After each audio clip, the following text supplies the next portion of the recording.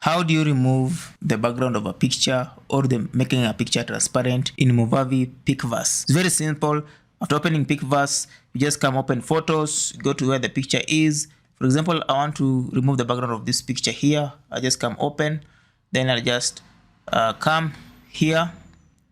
You see this icon called change background, the one that looks like a checkerboard. Then you can choose manually or automatically.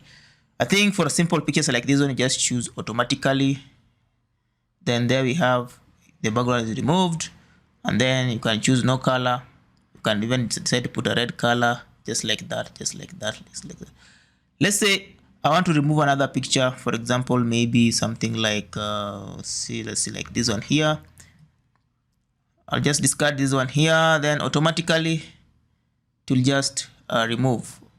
It will come with the previous color that you used to change the background, maybe yellow this time, but let me just put none, just like that.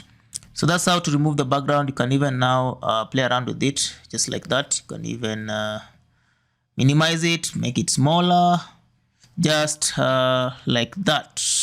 Yeah, that's it. See you in the next video.